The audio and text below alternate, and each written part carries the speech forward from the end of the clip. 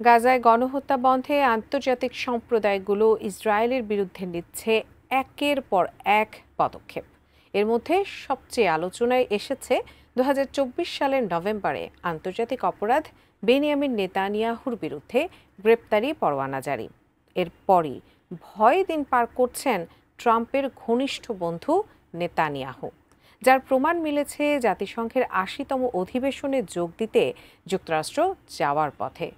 তিনি এবার সহজ পথ বাদ দিয়ে একটি অস্বাভাবিক রুটে যুক্তরাষ্ট্রে পৌঁছেছেন। প্রশ্ন হচ্ছে, সহজ পথ বাদ দিয়ে নেতানিয়াহু কেন 600 কিলোমিটার পাড়ি দিলেন? বিস্তারিত জানাচ্ছেন শেখ ফরিদ।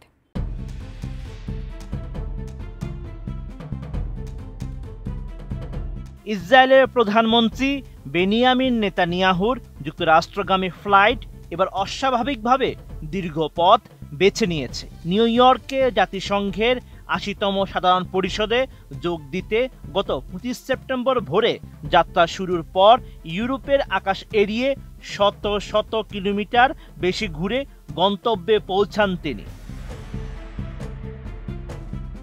ফ্লাইট ট্রেকারের তথ্য অনুযায়ী পরিবর্তিত এই রুটের কারণে তার যাত্রাপথ অন্তত 600 কিলোমিটার বেড়ে যায়। দ্য টাইমস অব ইসরায়েল জানায়, এভাবে উড়াল দেওয়ার পেছনে নেতানিয়াহুর বিরুদ্ধে আন্তর্জাতিক অপরাধ আদালত বা আইসিসি জারি করা গ্রেপ্তারি পরোয়ানার আশঙ্কা কাজ করেছে। গাজায় যুদ্ধাপরাধের অভিযোগে এই পরোয়ানা জারি করা হলেও ইসরায়েল তা অস্বীকার করেছে।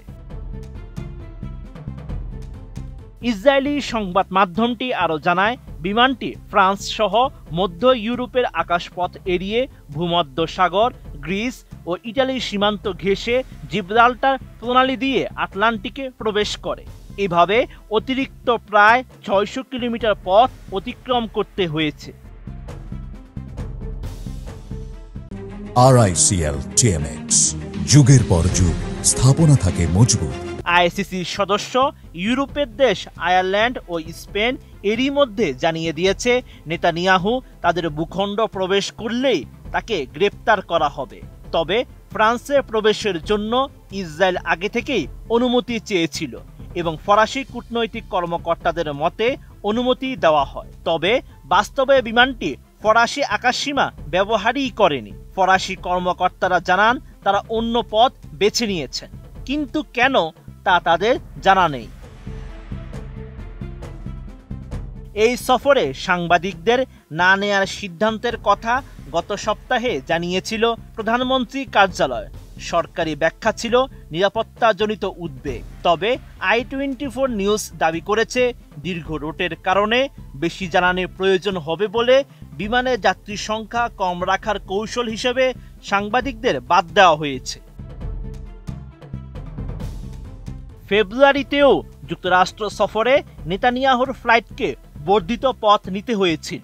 এছাড়া চলতি বছরের মে মাসে তিনি আজারবাইজান সফর বাতিল করেন, কারণ তাতে তুরস্কের আকাশসীমা ব্যবহার করতে হতো। তুর্কি প্রেসিডেন্ট রিসেপ তাইয়েফ এরদোয়ান, যিনি ইসরায়েলের কড়া সমালোচক এবং হামাসের প্রশংসক, তিনি উইং অব জায়ানকে তুরস্কের আকাশ ব্যবহার করতে দেননি।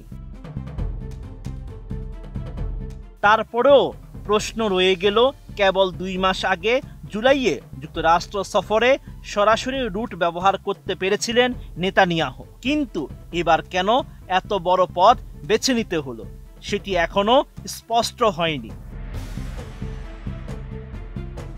Sheikh Farid, ATN news.